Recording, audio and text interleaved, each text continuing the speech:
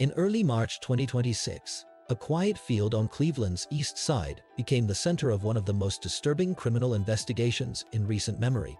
A man walking his dog through the grassy area noticed something unusual. His dog suddenly began digging at the ground, aggressively scratching at the soil in the same spot. At first, the man assumed the dog had simply caught the scent of something buried. But after watching the dog dig deeper, he noticed something strange emerging from the dirt. It looked like the corner of a suitcase. Concerned, the man stepped closer and brushed away some of the soil. What he saw made him immediately call the police. When officers arrived and carefully opened the suitcase, they made a horrifying discovery. Inside was the body of a young child. As investigators searched the surrounding area, they uncovered something even more disturbing. A second suitcase had been buried nearby. Inside that suitcase was another child. Within hours, what began as an ordinary dog walk had turned into a shocking crime scene that would capture national attention. But the most disturbing part of the case was not just the discovery itself. It was the identity of the person investigators would soon arrest.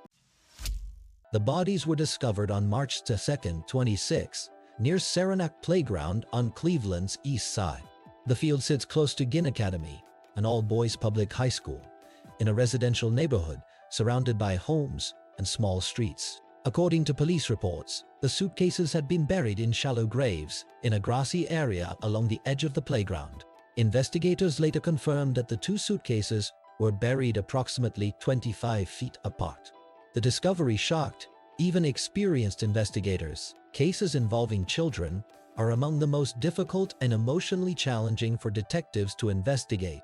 Crime scene technicians carefully documented the area, photographing the location and collecting evidence from the soil and surrounding grounding. Police temporarily closed off the field, while forensic teams worked through the night examining the scene. Detectives knew that identifying the victims would be the first critical step in solving the case. Forensic teams quickly began working to determine the identities of the two children. Investigators collected DNA evidence and conducted detailed forensic examinations. Within days, authorities were able to identify the victims. They were two half-sisters, 10-year-old Amor Wilson and 8-year-old Mila Chatman. The confirmation devastated the Cleveland community. Neighbors struggled to understand how two young girls could end up buried in suitcases in a public field. But identifying the victims allowed investigators to begin tracing the girls' recent history and family connections. That investigation would soon lead detectives to someone very close to the children. As detectives began reconstructing the timeline of events, several troubling details emerged. Investigators learned that the girls had previously attended school in Cleveland. However, records showed they had been withdrawn from school in 2022. Authorities began trying to determine where the children had been living since that time. Detectives interviewed relatives, neighbors, and individuals who had previously been connected to the family. Investigators also reviewed surveillance footage from nearby streets to determine whether anyone had seen suspicious activity near the field where the suitcases were found. Every small piece of information helped investigators build a clearer picture of what may have happened.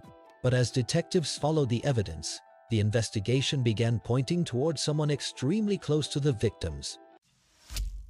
The investigation soon led police to the girl's mother, 28-year-old Alia Henderson. Authorities arrested Henderson and charged her with 2 counts of aggravated murder. During a search of Henderson's residence, investigators made another discovery. Inside the home, police located a third child who was still alive. That child was taken into protective custody by Child Services. Meanwhile, detectives continued examining forensic evidence and interviewing witnesses. Authorities have not publicly released many details about how the girls died. Officials say the investigation remains ongoing, and some information must remain confidential while evidence is analyzed. Investigators continue working to determine the exact sequence of events that led to the deaths of the 2 sisters. One of the girls' fathers, Mila Chatman, later spoke publicly about the tragedy. According to Chatman, he had spent years trying to gain custody of his daughter.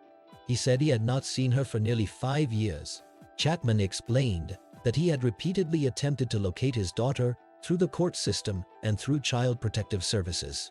After learning about the murders, he said the tragedy might have been prevented if earlier concerns had been addressed. His comments raised difficult questions about whether warning signs may have been missed.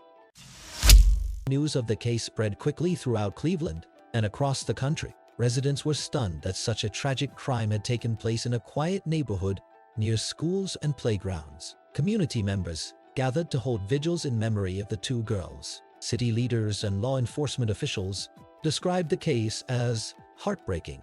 Cleveland Police Chief Dorothy Todd praised investigators for their work in identifying the victims and making an arrest, but she also emphasized that the investigation remains ongoing. Detectives continue working to uncover the full sequence of events behind the crime. As investigators continued examining the case, detectives began focusing on reconstructing the events that occurred in the days before the children were discovered. According to police sources, investigators carefully reviewed digital records, phone activity, and communication logs connected to the family. Detectives also worked with forensic specialists to analyze the suitcases themselves, searching for fingerprints, fibers, and other trace evidence that might provide clues about how the bodies were transported and buried. Crime scene technicians examined soil samples from the field and compared them with evidence collected from other locations connected to the investigation. These forensic comparisons can sometimes reveal whether objects were moved from one location to another before being buried.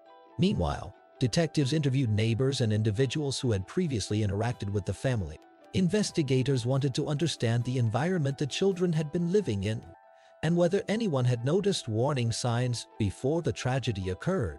Authorities also attempted to determine when the children were last seen alive. Establishing a timeline is one of the most important steps in any homicide investigation. By identifying when the victims were last seen and comparing that information with other evidence, investigators can begin narrowing down what may have happened. Police also reviewed surveillance cameras from nearby streets and businesses in hopes of finding any footage that might show suspicious activity near the field where the suitcases were discovered.